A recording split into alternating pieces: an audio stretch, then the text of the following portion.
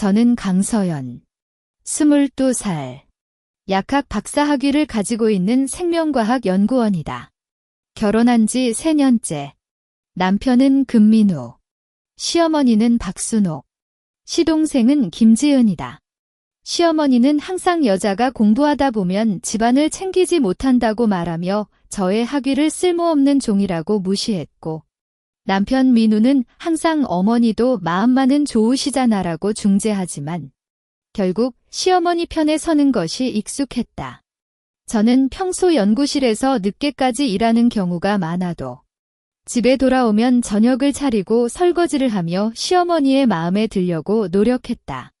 3번째 결혼기념일이었는데 연구실에서 긴급 실험을 마치고 새벽 1시쯤 집에 돌아왔다. 현관문을 열자마자 방 안에서 강한 간장게장의 향기가 퍼져나왔다. 거실 테이블에는 간장게장, 김치전, 계란말이 등 풍성한 음식들이 차려져 있고 시어머니, 남편, 지은이가 함께 웃으며 식사를 하고 있었다. 시어머니가 저를 보고 눈살을 찌푸렸다. 왜 이렇게 늦어? 우리가 기념일이라고 기다렸어? 저는 피곤하게 미소를 지으며 연구실에서 긴급한 일이 있었어라고 말했지만 시어머니는 아무리도 듣지 않는 채였다. 그녀는 부엌에서 흰색 그릇 하나를 끌어내어 저 앞에 내밀었다. 이거 먹어. 오늘 저녁 밥을 남겼는데 버리긴 아까워. 음식 낭비는 하늘의 저주를 받는다고. 그릇을 보니 찌어진 밥에 약간의 김치와 콩나물이 섞여 있었고 냄새가 심하게 나서 코를 찌른다. 저는 민우를 봤다.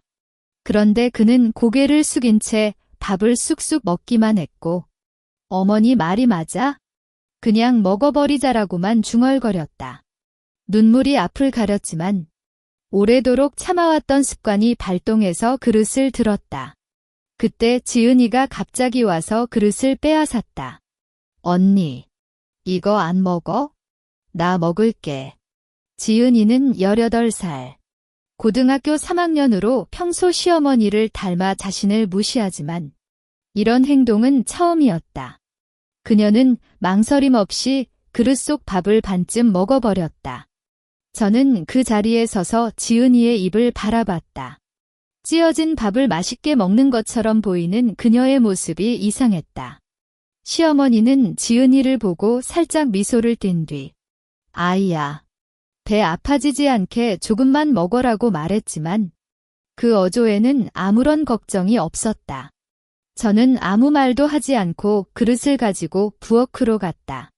설거지를 해야 할 일이 남아 있었고 심한 피로와 함께 이상한 감정이 저를 감쌌다. 이 밥은 단순히 남은 음식이 아니었을 것 같은 느낌이 강렬했다. 부엌의 물은 차갑게 저의 손을 적시고 찌어진 밥의 냄새가 가스레인지 주변에 맴돌았다. 저는 그릇을 천천히 닦으며 머릿속에 지은이가 찌된 밥을 먹는 모습과 시어머니의 태연한 표정을 되새겼다. 평소 지은이는 음식에 가장 까다로워 살짝 변질된 것이라도 입맛을 떨어뜨렸는데 오늘은 왜 그렇게 아무렇지 않게 먹었을까? 의문이 쌓이자 저는 설거지를 마친 뒤 쓰레기를 비우기 위해 쓰레기통을 살펴봤다. 쓰레기통 가장 아래쪽에 묻힌 하얀색 종이가 눈에 띄었다. 손으로 꺼내보니 대형마트에서 주문한 간장게장 외식 주문서였다. 주문 일자는 3날 전, 배달 시간은 오후 8시로 적혀 있었다. 3날 전에 시켰다면 정상적인 냉장 보관으로도 변질될 가능성이 매우 높았다. 저는 주문서를 접어 주머니에 넣은 뒤 냉장고 문을 살짝 열었다. 냉장고 안쪽 가장 깊은 곳에 시어머니가 테이블에 차렸던 것과 똑같은 간장게장 통이 놓여 있었다. 통 뚜껑 위에는 노란색 메모지가 붙어 있었는데 손글씨로 변질 위험, 섭취 금지라고 적혀 있었다. 반면 냉장고 문 안쪽 선반에는 방금 시어머니가 내밀었던 찌된 밥과 똑같은 밥이 작은 그릇에 담겨 눈에 띄는 곳에 놓여 있었다. 저의 심장이 천천히 뛰기 시작했다. 약학 박사로서 변질 식품이 인체에 미치는 해악을 누구보다 잘 알고 있다. 세 날째 변질된 간장게장은 박테리아가 대량 증식했을 것이고, 찌된 밥 속에는 아스퍼질러스 등 독소를 생산하는 곰팡이가 번식했을 가능성이 높다. 시어머니는 이 변질된 간장게장을 새 접시에 담아 테이블에 차렸고, 오히려 정상적으로 먹을 수 있는 음식은 없다고 속여 찌된 밥을 저에게 내밀었다. 지은이가 갑자기 밥을 빼앗아 먹은 건 아마 시어머니의 지시였을 것이다. 만약 저가 그 밥을 먹었다면 문서식 중독으로 심한 복통, 구토를 하거나 심할 경우 간 손상까지 일으킬 수 있었다. 시어머니는 단순히 무시하는 것을 넘어 저를 우연히 식중독시키려고 계획한 것이었다. 그 이유는 뭘까? 아마도 저의 연구실 업무가 바빠 집안을 제대로 챙기지 못한다는 이유로 민우와 이혼시키고 싶었을 것이다. 저는 냉장고 문을 조용히 닫고 주머니 속에 외식 주문서를 꺼내 다시 살펴봤다. 표정은 아무 변화 없이 차갑게 유지했지만 저의 안에는 이미 냉각된 강철처럼 복수 계획이 시작되었다. 이제는 더 이상 참을 수 없다. 저는 자신의 전문 지식과 경험을 이용해 이들의 아기를 그대로 돌려줄 것이다. 저는 찌된 밥이 담긴 그릇을 살펴보고 일부를 샘플로 채취해 작은 플라스틱 용기에 담았다. 다음 날 한국식품연구원에 제출해서 변질 정도와 유해 물질 함량을 정량 분석받아야 했다. 이것이 첫 번째 증거가 될 것이다. 그리고 이 부엌에 감시 카메라를 설치해야 했는데 시어머니나 지은이가 의심하지 않는 위치에 숨겨야 했다. 저는 용기를 안전하게 보관한 뒤 부엌을 다시 정리했다. 마치 아무것도 몰랐던 것처럼. 새벽 4시. 저는 잠들지 않고 플라스틱 용기에 담은 밥 샘플을 안전하게 보관했다. 아침 6시에 일어나 연구실 복장 대신 평범한 스웨터와 바지를 입고 외출했다. 한국식품연구원은 서울 서초구에 위치해 있었고 저는 미리 온라인으로 검사 예약을 완료했었다.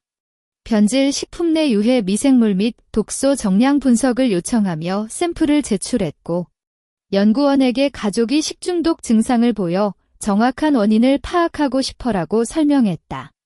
검사 결과는 이틀 뒤 나올 예정이었고 저는 확인서를 받고 다음 목표인 전자상점으로 향했다. 저는 미니어처 크기에 숨겨진 감시 카메라 3개를 구매했다. 하나는 전원 콘센트 모양, 다른 하나는 조미료 병 모양, 마지막 하나는 주방시계 모양이었다. 이 카메라는 와이파이로 실시간 영상을 전송하고 클라우드에 자동 저장하는 기능이 있어 시어머니나 지은이가 의심하지 않을 것이다. 집에 돌아온 것은 아침 9시쯤이었는데 시어머니는 이미 주방에서 아침을 준비하고 있었다. 어디 갔어? 이렇게 일찍 나갔다가라고 묻자 저는 연구실에 까먹은 데이터 저장소를 찾아가느라라고 속였다. 시어머니는 의심스럽게 저를 쳐다봤지만 더 이상 묻지는 않았다. 오후에 시어머니가 시장에 나가는 김에 저는 급속히 주방에 감시 카메라를 설치했다. 콘센트 모양 카메라는 가스레인지 옆벽에 꽂고 조미료 병 모양은 소금과 후추 사이에 놓았으며 시계 모양은 냉장고 위 선반에 걸었다. 3개의 카메라가 주방 전체를 커버하도록 각도를 조절했고 앱으로 연결하여 영상이 정상적으로 기록되는지 확인했다. 모든 준비가 끝나자 저는 시어머니가 자주 가는 마트로 향했다. 그곳은 집에서 차로 15분 거리에 있는 대형 할인 마트였고 저는 작년부터 시어머니가 이 마트에서 주로 식재료를 구매한다는 것을 알고 있었다. 마트 고객센터에 가서 가족이 구매하신 식품으로 인해 건강 문제가 생겨 해당 상품의 구매 기록과 매장 영상을 확인하고 싶어라고 말했으며 시어머니의 이름과 생년월일, 그리고 최근 구매일자를 제시했다.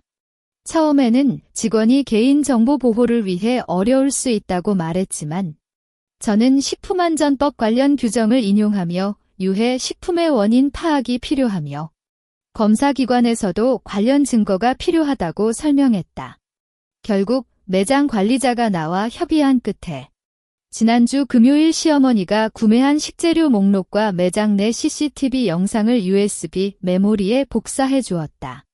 영상을 확인해 보니 시어머니는 지난주 금요일 저녁에 마트의 할인 코너에서 변질 의심이 있는 김치와 밥을 구매했고 간장게장은 별도로 온라인 주문한 것으로 보였다.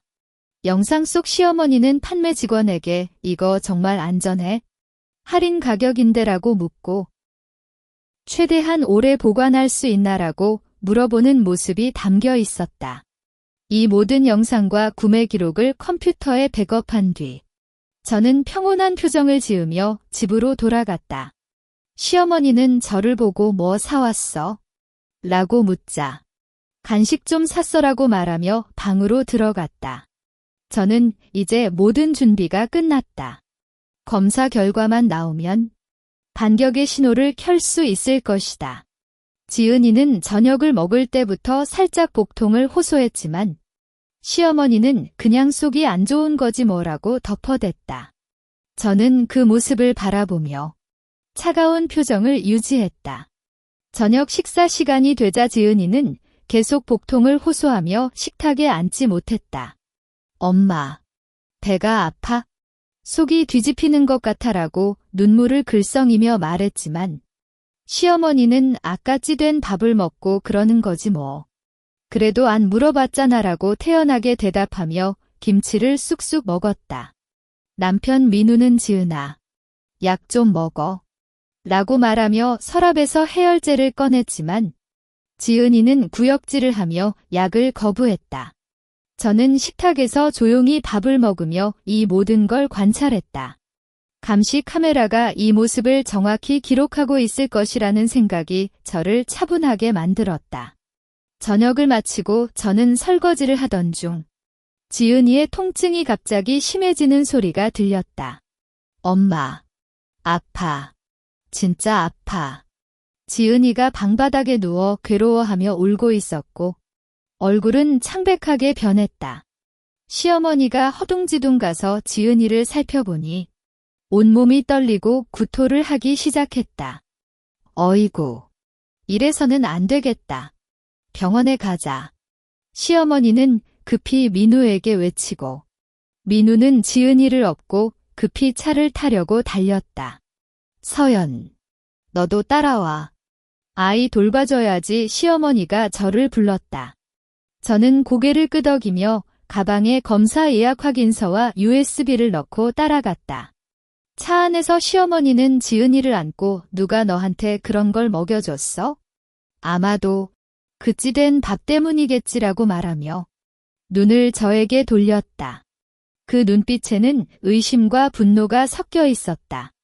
저는 아무 말도 하지 않고 창밖을 바라봤다. 이제부터는 시어머니가 저를 향해 공격할 준비를 하고 있다는 걸 알았다. 병원에 도착하자 지은이는 즉시 응급실로 이송되었다. 의사는 진료를 한 뒤 심한 식중독 증상이에요. 음식 속에 살모넬라균과 아스퍼질러스 독소가 검출될 가능성이 높아요. 최근에 변질된 음식을 먹었나요? 라고 물었다. 시어머니는 즉시 아니요. 우리 가족은 항상 신선한 음식을 먹어요. 그런데 제 며느리가 어제 저녁 찌된 밥을 만들어 먹으려고 했어요. 지은이가 그걸 빼앗아 먹었는데 라고 말하며 의도적으로 저를 지목했다. 의사는 의아하게 저를 쳐다봤다. 저는 그때 가방에서 한국식품연구원의 검사 결과 통지 문자를 확인했다. 샘플 내 아스퍼질러스 독소 0. 8mg kg 검출, 안전기준 초과 4배. 살모넬라균 1. 2 곱하기 사인 10CFUG 검출이라고 적혀 있었다. 충분한 증거가 되었다. 저는 의사에게 의사님. 저는 어제 저녁 시어머니가 내밀었던 찌된 밥 샘플을 식품연구원에 검사 의뢰했어요. 방금 결과가 나왔는데 유해 물질이 기준을 훨씬 넘는다고 합니다. 라고 말하며 휴대폰 화면을 보여줬다. 시어머니는 그 화면을 보고 얼굴이 갑자기 창백해졌다. 그건 뭐라고? 너가 미리 샘플을 채취했다는 뜻이야? 너가 지은이를 해치려고 그랬어? 시어머니는 갑자기 소리를 높이며 저를 향해 달려왔다. 주변 환자들과 간호사들이 이쪽을 쳐다보았다. 저는 뒤로 물러나며 시어머니, 제가 하는 일은 약학 연구이기 때문에 식품 안전에 대해 민감해요. 그래서 이상한 음식을 보면 샘플을 채취하는 습관이 있죠. 라고 차분하게 대답했다. 이때 민우가 어머니, 서연이 그럴 리 없어. 지은아가 스스로 찌된 밥을 먹었잖아라고 말했지만 시어머니는 아니, 이 여자가 계획적으로 지은이를 해치려고 한 거야. 라고 외치며 응급실 전체에 소란을 일으켰다. 저는 이제 반격할 시간이 왔다고 판단했다. 응급실의 모든 시선이 저와 시어머니에게 집중됐다. 간호사들이 급히 다가와 시어머니를 붙들었지만 그녀는 여전히 이 여자가 독을 넣었어.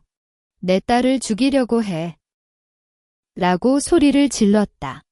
저는 차분히 스마트폰을 꺼냈고 클라우드 저장소에 연결된 감시 카메라 영상을 불러냈다. 시어머니, 마른 증거가 필요합니다. 제가 어제 새벽 부엌에 설치한 카메라가 촬영한 영상을 보여드릴게요. 저는 휴대폰 화면을 의사와 주변 사람들에게 향겼다.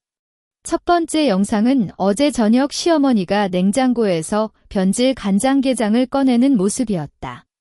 그녀는 노란색 메모지가 붙은 통을 보고 살짝 웃으며 새 접시에 간장게장을 담아 테이블에 차렸다. 두 번째 영상은 시어머니가 찌된 밥을 저의 고정된 자리 앞에 내밀고 지은이에게 입맞춰 말하는 장면이었다. 음성이 함께 나오는 영상에서 시어머니의 낮은 목소리가 명확히 들렸다. 그 찌된 밥을 그녀가 먹게 해. 만약 식중독된다면 그녀가 스스로 이상한 거 먹었다고 말해. 그러면 민우와 이혼시키기 쉬워질 거야. 영상을 본 주변 사람들이 속삭이기 시작했다. 어머니가 의도적으로 그랬어?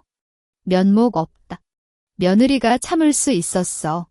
시어머니는 영상을 보고 입을 벌린 채 말이 안 나왔고 얼굴은 하얗게 변한 뒤 점차 붉어졌다. 그 영상은 조작한 거야. 너가 계획적으로 이런 걸 만들어낸 거지? 시어머니는 소리가 떨리며 외치지만 아무도 그의 말을 믿지 않았다. 의사는 심각한 표정으로 이 영상이 사실이라면 이는 명백한 고의적 상해입니다. 병원에서도 지은이에게 검사를 진행해 유해 물질을 확인하겠지만 현재 제시된 식품연구원의 검사 결과와 영상이 충분한 증거가 될 수 있습니다. 라고 말했다. 이때 민우가 저에게 다가왔다. 서연, 이게 진짜야? 어머니가 정말 그랬어? 그의 눈에는 혼란과 절망이 섞여 있었다. 저는 민우. 이 3년 동안 저는 시어머니의 모든 행동을 참았어. 하지만 이번은 너무했다. 라고 차분하게 대답했다. 저는 즉시 경찰에 신고했다.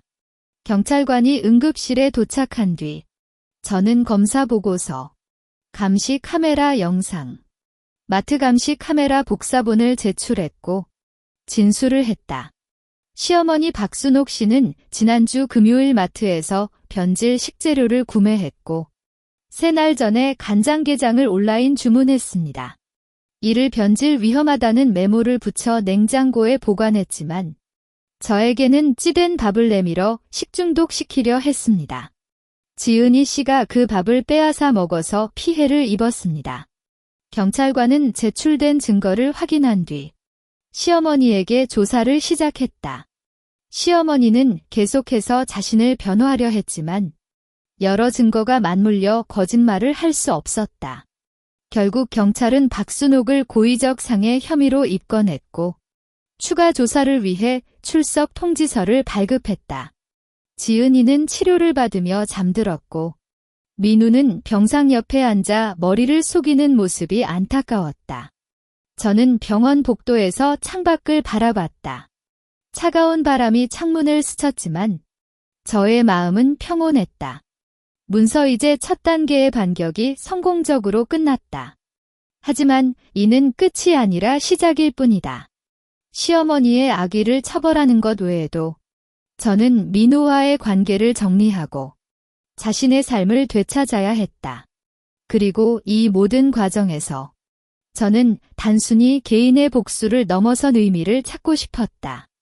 약학이라는 전문성을 이용해 저와 같은 처지의 여성을 돕는 방법을 생각했다. 병원에서 돌아온 건 새벽 2시였다. 집안은 평소보다 압도적으로 조용했고 시어머니는 경찰 조사를 받고 귀가했지만 방문을 닫고 아무 소리도 내지 않았다. 민우는 거실 소파에 앉아 허리를 굽히고 머리를 손으로 감고 있었다.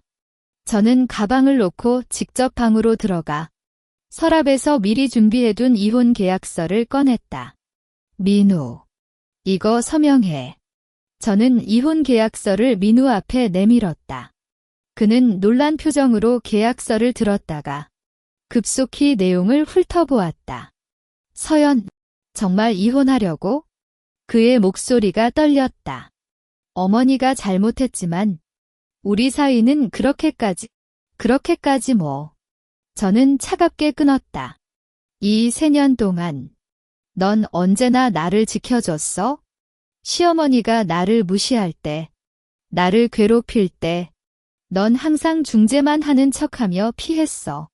이번 식중독 계획도 넌 모른 척했을 가능성이 높잖아.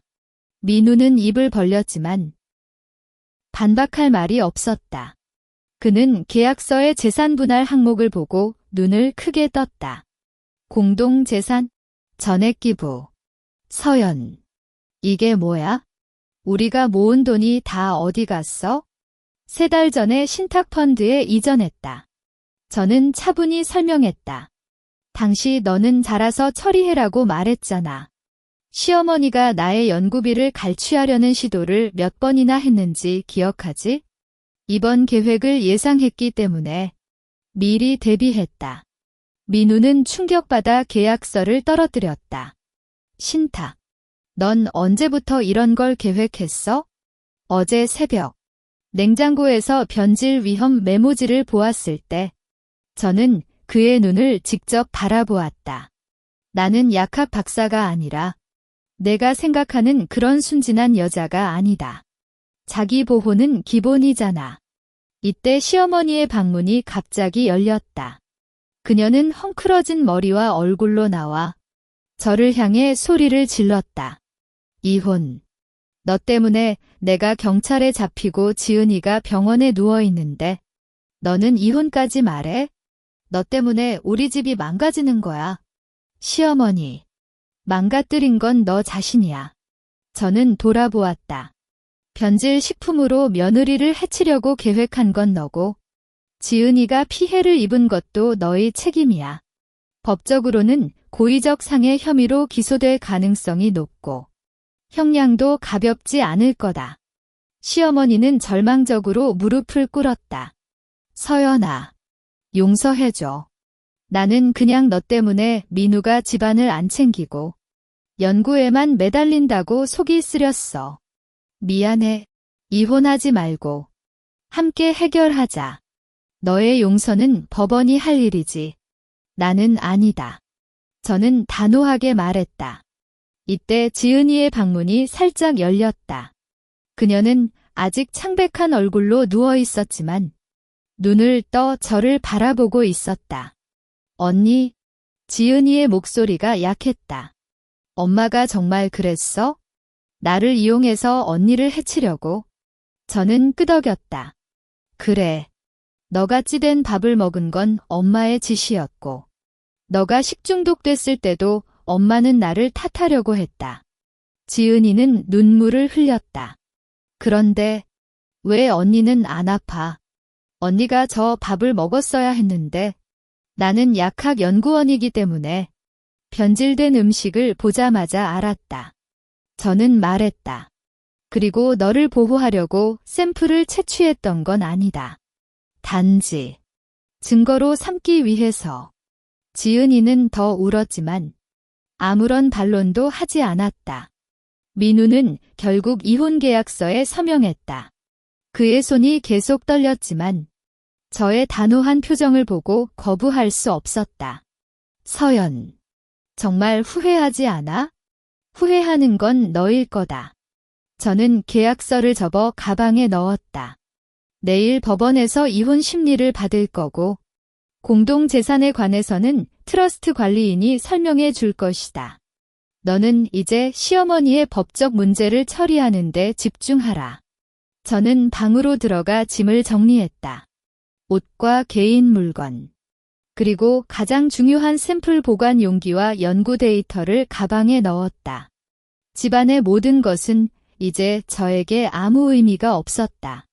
시어머니는 방에서 울고 있었고 민우는 거실에 홀로 남아 있었다. 저는 현관문을 열었을 때 지은이가 방에서 언니, 잘 지내? 라고 말했다. 저는 그녀를 뒤돌아보았다. 아무 말도 하지 않고 문을 닫았다. 이제 저의 새로운 삶이 시작되었다. 복수는 아직 끝나지 않았지만 자신을 구원하는 첫 단계는 성공적으로 마쳤다. 현관문을 닫고 밖으로 나서는 순간 저녁 바람이 저의 얼굴을 스쳤다. 3년간 견뎌온 억압과 불공정이 마침내 끝나는 느낌이었지만 저는 여전히 차분했다. 복수는 아직 끝나지 않았고 이제는 자신의 전문성을 펼쳐 새로운 삶을 만들어가야 했다. 저는 미리 계약한 연구실 겸 주택으로 향했다. 서울 강남구에 위치한 이 공간은 연구 장비와 거주 공간이 함께 있는 복합형 건물이었고 3달 전부터 저는 이곳에서 식품안전검사기 개발에 매진했다. 아파트에 들어가자마자 휴대폰이 울렸다. 법률 변호사인 이수진 변호사의 전화였다. 강서연 씨, 박순옥 씨의 사건이 진행되고 있습니다. 경찰에서 추가 증거로 마트 구매 기록과 영상, 식품연구원 검사 보고서가 확증되었고 검찰에 송치할 예정입니다. 고의적 상해 혐의로 기소될 가능성이 매우 높아요. 감사합니다. 이 변호사. 추가적인 증거가 필요하다면 말씀해 주세요. 네. 그럼 후속에 연락드리겠습니다. 통화를 끊은 뒤 저는 연구실로 들어갔다. 책상 위에는 식품안전검사기의 프로토타입이 놓여 있었고 컴퓨터 화면에는 최근 테스트 데이터가 표시되어 있었다. 이 검사기는 저의 약학 지식을 바탕으로 개발한 제품으로 음식 속 유해 미생물과 독소를 10분 이내에 정량 분석해주는 기능을 가지고 있다. 소형화되어 휴대가 가능하며 일반 가정에서도 쉽게 사용할 수 있도록 설계했다. 어제까지는 개인적인 복수를 위해 개발했지만 이제는 저와 같은 처지의 여성들이나 식품 안전에 대한 불안을 가진 사람들에게 도움을 주고 싶었다. 새벽 4시쯤 민우에게 문자가 왔다. 서연, 어머니가 구금되었어. 검찰에서 구속영장을 청구했다. 돈이 없어서 변호사도 고용할 수 없고 어떻게? 저는 문자를 보고 별다른 감정 없이 삭제했다. 그의 어려움은 저희 책임이 아니다. 오후에 지은이가 직접 찾아왔다. 그녀는 학교 교복을 입고 눈에 여전히 슬픔이 남아 있었다. 언니, 나 이제 학교 기숙사에 살 거야. 왜? 엄마가 구금되었고 아빠는 아무것도 모르겠어? 집에만 있으면 심심하고 죄책감이 나. 지은이는 고개를 숙였다. 엄마가 나를 이용했다는 걸 이제야 알았어. 그때 엄마가 그녀가 식중독되면 이혼시키기 쉬워라고 말할 때 나는 그냥 장난이라고 생각했어. 하지만 언니가 보여준 영상과 검사 보고서를 보고 정말 충격받았어. 그녀의 눈에 눈물이 고였다. 언니, 미안해. 평소에 너무 무례하게 굴었어. 저는 과거는 잊어. 너는 지금부터 자신의 삶을 살면 된다. 라고 말했다. 지은이는 끝없고 언니가 만드는 기기, 정말 효과가 있을까? 라고 물었다. 테스트 결과 99.8%의 정확도를 보이고 있다. 그럼 나도 사고 싶어. 기숙사에서 음식 안전을 확인하고 싶어. 저는 검사기 프로토타입을 그녀에게 건넸다. 이건 시제품이지만 너에게 줘. 잘 사용해. 지은이는 기기를 받고 감사하다는 말을 하며 갔다. 저는 다시 연구로 돌아갔다. 컴퓨터 화면에 표시된 데이터를 분석하던 중 연구실 문이 열렸다. 들어온 사람은 한국 최대 생명과학 기업인 바이오젠의 대표인 최윤정이었다. 강서연 박사. 오랫동안 찾고 있었어. 최윤정은 미소를 지었다. 저는 당신이 개발한 식품 안전 검사기에 관심이 있어. 투자하고 싶다. 저는 놀란 표정을 감추지 못했다. 왜 저의 제품에 관심을 가지셨어? 저도 과거에 가족에게 불공정하게 대우받았어. 당신의 이야기를 들었고 제품이 여성들에게 큰 도움이 될 거라고 생각해. 최윤정은 투자 계약서를 내밀었다. 이 계약을 체결한다면 연구 비용과 생산 설비를 모두 지원해주겠다. 당신은 단순히 기술 개발자가 아니라 회사 공동대표가 될 수 있다. 저는 계약서를 살펴보았다. 이는 저의 사업을 확장하는 최고의 기회였다. 복수를 넘어 더 많은 사람들에게 도움을 주는 길이 열렸다. 저는 최윤정에게 계약을 체결하겠습니다. 라고 말했다. 두 사람의 손이 맞았다. 이 순간 저는 복수의 쾌감보다 더 큰 성취감을 느꼈다. 최윤정과의 투자 계약 체결이 한 달 뒤 저의 생명과학 스타트업 단신바이오가 공식 출범했다.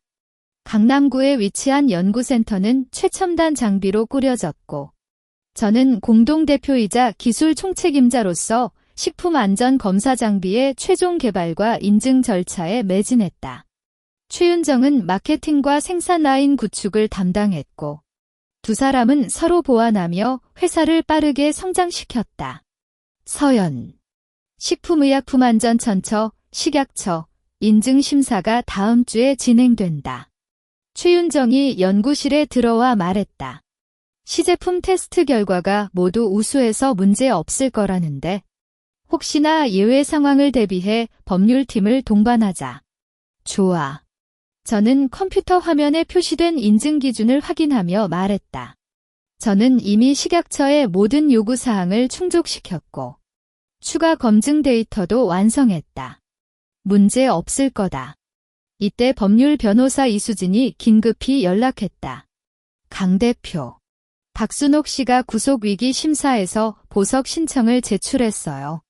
그녀는 건강상의 이유와 가족을 돌보아야 한다는 이유로 보석을 요청했고 민우 씨가 보증인으로 출석할 예정이에요. 저는 눈을 감았다. 보석을 허가받을 가능성은 어떻게 돼요? 현재 증거가 확실하기 때문에 보석 거절 확률이 높지만 법원이 가벼운 조건으로 보석을 허가할 수도 있어요. 이 변호사는 조심스럽게 말했다. 박순옥 씨가 보석을 받으면 당신에게 피해를 입히거나 증거를 파괴할 위험이 있을 수 있어요. 그럼 저는 심사에 참석하겠다. 저는 단호하게 결정했다. 박순옥이 보석을 받아도 저를 해칠 수 없다. 오히려 그녀의 행동을 통해 더 확실한 증거를 만들 수 있을지도 몰라. 최윤정은 저도 함께 갈게. 당신을 지지할게라고 말했다.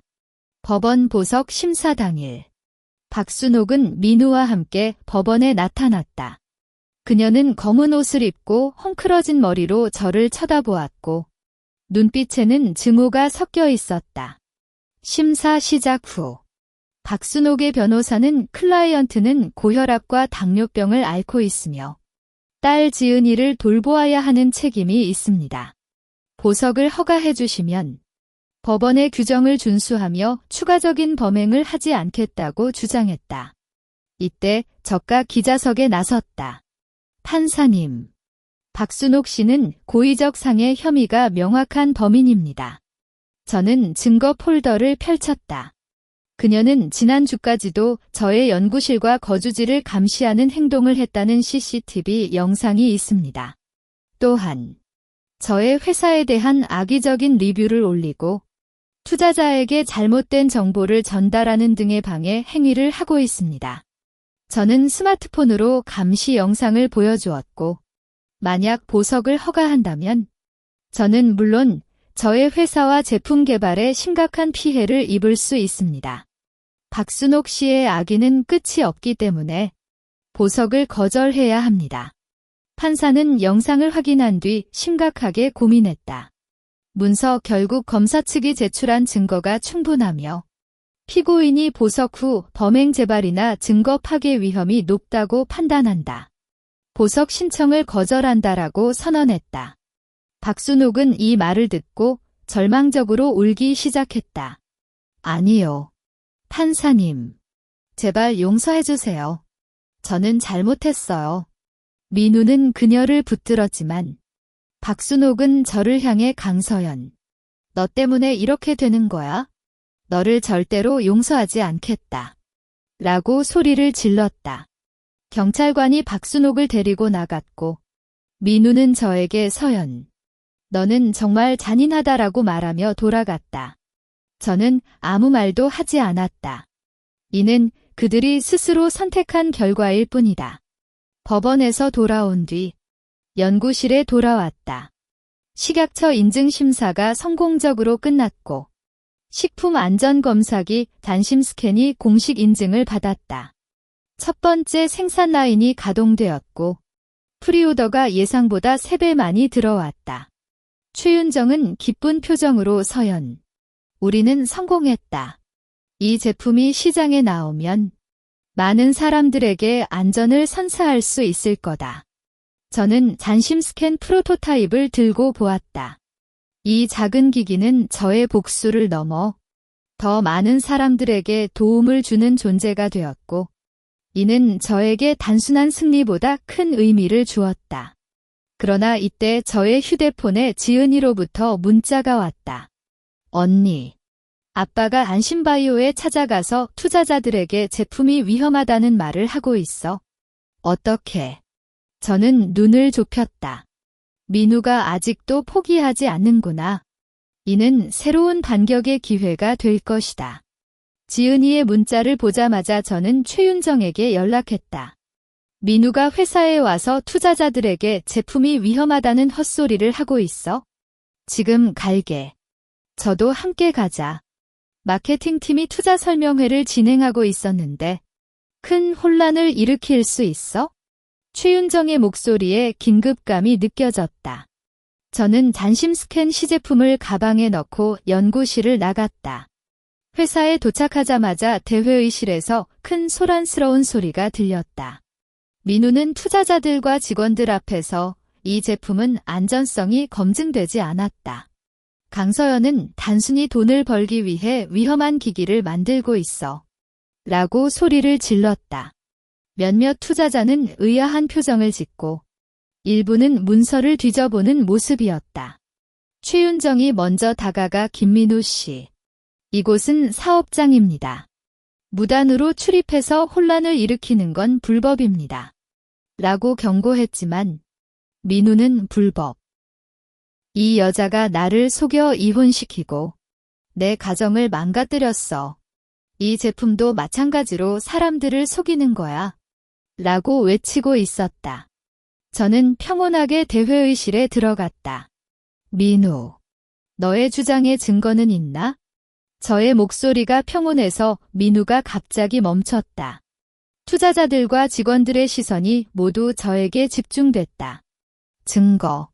내가 만든 이 기기가 정말 안전하다는 증거가 있나? 식약처 인증도 없잖아. 민우는 격분하며 저를 쳐다보았다. 저는 가방에서 식약처 인증서 복사본을 꺼내 전시대에 놓았다. 이것은 식약처에서 발급한 잔심 스캔의 공식 인증서다. 유해 미생물과 독소 검출 정확도 99.8%. 안전성 기준을 모두 충족했다는 내용이 명시되어 있다. 투자자들은 인증서를 둘러보며 속삭이기 시작했다. 식약처 인증을 받았구나.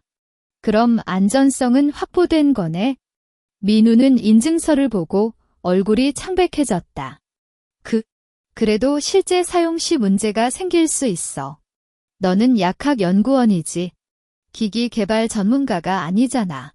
저는 약학 박사이면서 생명공학기기 개발 경력도 5년 이상이다. 저는 컴퓨터 화면을 켰다. 이곳에는 한국식품연구원, 서울대병원, 그리고 세계 대형마트에서 진행한 실증 테스트 결과가 저장되어 있다. 총 200건이 샘플을 테스트했고 오차율은 0.2%에 불과하다. 이때 지은이가 급히 대회의실에 들어왔다. 아빠, 그만해. 언니의 제품이 정말 안전해. 나도 기숙사에서 사용하고 있어. 지은이는 핸드폰에 자신이 단심 스캔으로 식품을 검사하는 영상을 보여주었다. 어제 기숙사 식당에서 샐러드에 세균이 검출되어 병원에 가지 않았어. 이 기기가 정말 유용하다는 걸 직접 경험했어. 투자자들 중 한 사람이 그럼 실제로 테스트해 볼 수 있나? 라고 물었다. 물론이다. 저는 회의실 테이블에 놓인 커피와 케이크를 가져왔다. 이 케이크는 어제 구매했는데 냉장 보관을 안 한 것 같다. 테스트해 보겠다. 저는 단심 스캔을 케이크에 접촉시켰다. 10분 뒤 화면에 곰팡이 독소 0.3mg KG 검출 안전 기준 초과 5배라고 표시되었다. 모든 사람들이 충격받았다. 이 정도면 식중독을 일으킬 수 있잖아. 정말 빨리 결과가 나오네. 저는 민우. 이제 내 주장이 무의미하다는 걸 알겠지? 라고 말했다. 너는 이혼으로 인한 분노로 저의 회사를 망가뜨리려고 하지만 사실은 거짓말을 못한다. 민우는 절망적으로 뒤로 물러났다. 너는 명백한 업무 방해와 명예훼손입니다. 이수진 변호사가 갑자기 나타났다. 저는 강 대표를 위해 김민우 씨를 상대로 법적 조치를 취할 예정이다. 업무 방해, 명예훼손, 그리고 허위사실 유포로 인한 손해배상 청구를 할 것이다. 민우는 경악하며 아니, 그럴 필요 없어. 서연, 미안해. 라고 말했지만 저는 아무런 반응을 보이지 않았다. 경찰관이 회사에 도착해 민우를 데려갔다. 투자자들은 강 대표. 우리는 계속해서 투자할 의향이 있다. 제품이 정말 훌륭하네. 시장 출시를 기다릴게라고 말하며 격려했다. 최윤정은 서연. 잘했다. 이번 사건이 오히려 제품에 대한 인지도를 높여줄 거다. 라고 기쁘게 말했다. 저는 단심 스캔을 들고 보았다. 이 기기는 단순히 저의 복수를 위한 도구가 아니라 많은 사람들의 안전을 지키는 존재로 자리 잡았고, 이는 저에게 앞으로 나아갈 강한 동력이 되었다. 제품 발표회는 다음 주 토요일에 열릴 예정이었다. 전 세계적으로 주목받는 행사로 많은 언론과 바이오 업계 관계자가 참석할 예정이었다. 저는 이 발표회를 통해 단심 스캔을 전 세계에 알리고 더 많은 여성들이 자신의 안전을 지킬 수 있도록 돕고 싶었다. 하지만 저는 누군가가 발표회에 혼란을 일으킬 가능성을 예상했다. 특히 박순옥이 보석을 받지 못했지만 그녀의 친척이나 지지자들이 나타날 수 있다는 점을 염두에 두었다. 저는 이수진 변호사와 함께 발표회 안전 대책을 세웠고 모든 준비를 마쳤다. 제품 발표회가 열린 서울 코엑스 센터는 관객들로 북적였다. 언론 기자, 바이오 업계 관계자, 일반 소비자까지 총 000여 명이 모여 단심 스캔의 공식 출시를 기다렸다. 저는 검은색 정장을 입고 무대에 올랐을 때 회장 전체에서 박수 소리가 터져나왔다. 최윤정이 저의 옆에 서서 격려하는 눈빛을 보내줬다. 여러분, 안녕하십니까? 안심바이오 공동대표 강서연입니다. 저는 마이크에 다가갔다. 오늘 제시하는 단심 스캔은 단순히 음식 안전을 확인하는 기기가 아니라 각자의 삶을 지키는 도구입니다. 저는 과거의 가족이라는 이름으로 변질 식품을 통해 해를 입히려는 악의를 경험했습니다. 그때 만약 이 기기가 있었다면 아무런 피해도 입지 않았을 것입니다. 관객들은 경이로운 표정을 짓고 몇몇 여성 관객은 끄덕였다. 저는 단심 스캔의 기능과 실증 데이터를 상세히 설명했고 라이브 테스트를 진행했다. 대형 스크린에 표시된 검출 결과는 정확하고 빠르게 나오며 회장 전체를 깜짝 익혔다. 이 기기는 가정뿐 아니라 식당, 학교, 직장 식당 등에서도 쉽게 사용할 수 있으며 모바일 앱과 연결하여 검사 기록을 관리할 수도 있습니다. 발표가 끝나자 다시 한번 박수 소리가 천둥처럼 터졌다. 바로 그때 회장 뒤쪽에서 혼란이 일어났다. 강서연, 기다려. 누군가가 소리를 질렀다. 저는 돌아보니 박순옥이 감옥에서 풀려나자마자 직접 찾아왔었다. 그녀는 검은색 털복숭이를 쓰고 손에는 박스 하나를 들고 있었다. 경비원들이 그녀를 막으려 했지만 박순옥은 나는 그녀의 시어머니다. 단 한마디만 말할게. 라고 소리치며 앞으로 밀렸다.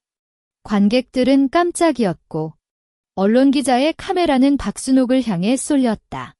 박순옥은 무대 앞에 와서 저를 바라보았다. 그녀의 눈에는 슬픔과 증오가 뒤섞여 있었지만 표면적으로는 애처로운 모습을 보였다. 서연아, 미안해. 마음을 바꿨어. 이거는 엄마가 직접 만든 스시야. 너가 좋아했던 게 기억나지? 이제 우리 화해하자. 그녀는 스시 박스를 저에게 내밀었다. 저는 박스를 살펴보았다. 스시는 색감이 선명해 보였지만 약학적 직관이 저에게 위험 신호를 보냈다. 시어머니, 지금은 제품 발표회 중입니다. 저는 차갑게 말했다. 당신은 고의적 상해 혐의로 기소된 상태이며 법정에서 재판을 받아야 합니다. 이런 행동은 무의미합니다. 아니, 이 스시는 진심이야. 너가 먹기만 하면 모든 걸 용서해줄게. 박순옥은 슬퍼하며 울었다. 관객들 사이에서 속삭임이 일었다. 그래도 시어머니인데 진심으로 용서하려는 건가? 저는 마이크를 잡고 여러분, 음식은 눈으로 보는 것만으로 안전하다고 할 수 없습니다. 라고 말했다. 저는 안심 스캔을 가져와 박순옥이 준 스시 중 하나를 샘플로 채취했다. 경비원들이 박순옥을 붙들고 있었고 그녀는 하지마. 그 스시는 안심해.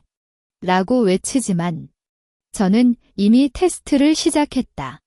10분 뒤 안심 스캔의 화면에 빨간색 경고등이 켜졌다. 검출 결과 장티푸스균 3. 2 곱하기 사인 10CF 유지 단전 기준 초과 16배. 아스퍼질러스 독소 0. 5mg kg 안전 기준 초과 2. 5배. 라는 문구가 대형 스크린에 확대되어 보였다. 모든 사람이 경악했다. 어떻게 스시에 이런 게 들어있어? 박순옥은 화면을 보고 입을 벌린 채 말이 안 나왔다. 시어머니, 당신의 악의는 정말 끝이 없군요. 저는 마이크를 통해 말했다. 3년 전, 당신은 찌된 밥으로 저를 식중독시키려고 했고, 오늘은 제품 발표회에서 독성이 있는 스시로 저를 해치려고 했습니다. 하지만 이제는 당신의 속임수가 통하지 않습니다. 안심 스캔은 어떤 속임수도 식별하며 사람들의 안전을 지킵니다. 저는 박순옥을 바라보았다. 여러분이 보시는 것처럼 어떤 사람의 악의는 표면에는 보이지 않지만 기계조차 속일 수 없습니다. 이 기기는 바로 그런 악의를 드러내는 도구입니다. 경찰관이 즉시 회장에 들어와 박순옥을 연행했다. 그녀는 나는 죄 없어. 강서연, 너 때문에. 라고 소리치지만 아무도 그의 말을 믿지 않았다. 검찰은 이번 사건을 추가 범행으로 인정하여 박순옥의 형량을 가중시킬 예정이었다.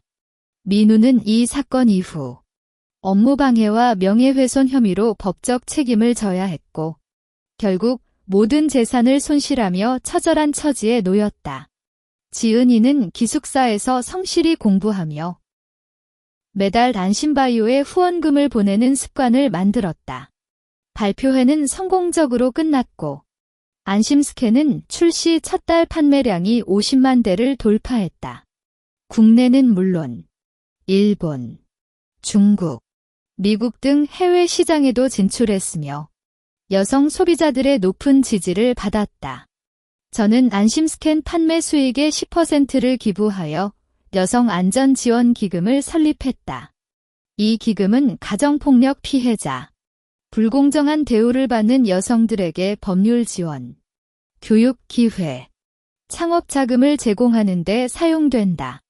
오늘 저는 여성안전지원기금 첫 번째 창업 지원자에게 상금을 수여하는 자리에 섰다. 그녀는 가정폭력으로 이혼한 뒤 자신의 음식 브랜드를 시작하려고 했다. 강 대표, 감사합니다. 안심스캔과 기금 덕분에 제가 다시 시작할 수 있었어요.